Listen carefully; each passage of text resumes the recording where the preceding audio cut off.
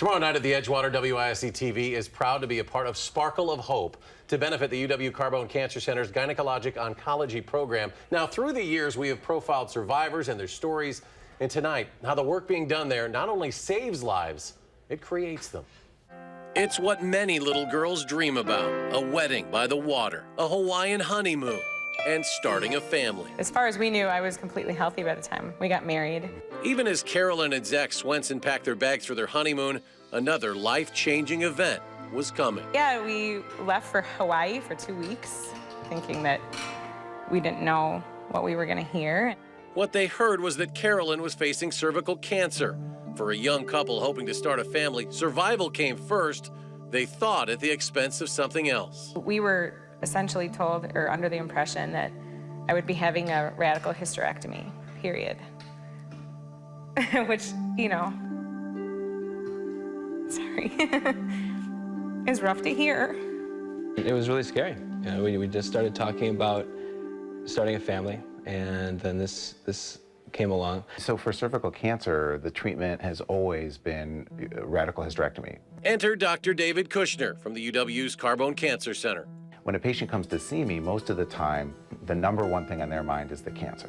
I mean, I'm usually the one bringing up to them the fertility issue. And he asked if we had wanted to have kids, and, you know, again, super emotional question for us. We both kind of broke down and said, yeah. And he said, well, there's maybe this thing we can do. It's called radical trachelectomy, a surgery that leaves the uterus, taking just the cancerous parts of the cervix. A 9-hour surgery, its success not known until several hours in.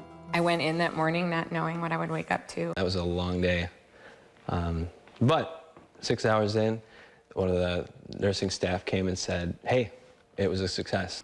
That was the most relief I've ever felt in my life. After 6 months of recovery, they got the go-ahead to start trying.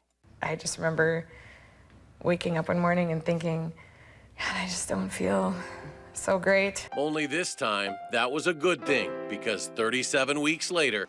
You coming? Oh! Meet Lila. We're just like, oh my God, I just can't believe. How did we get so lucky? Needed to sew Carolyn up, and they just left me with Lila on a bed outside of the room. And at this moment, I was like, oh, wow. I've got this life in my arms. What am I gonna do now? One thing was a trip back to see the people who made it all possible, this time with someone else along for the ride. These folks work really, really hard. And for them to be able to see a 1-year-old baby come into the clinic that wouldn't have existed otherwise, it sort of validates all the work that they're doing.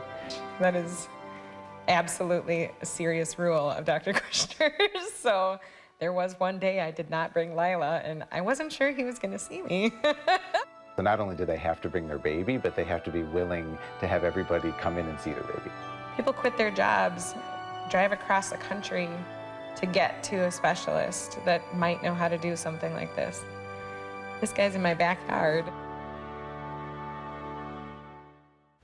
Now, Dr. Kushner actually had to travel to Quebec to learn this. It was started in France, this technique, and he actually had to learn it in French. Oh, my goodness. Sparkle Hope, by the way, tomorrow night at the Edgewater. For more on how you can donate, we do have a link to the Cancer Center donation site at our website, channel3000.com. Lila is beautiful. She's cute, isn't she? Oh, yeah, she's gorgeous. She was so cute and just great to have in that room. Yeah. Like a blessing. Yeah, total blessing. And Dr. Kushner's amazing as well. He does some amazing work.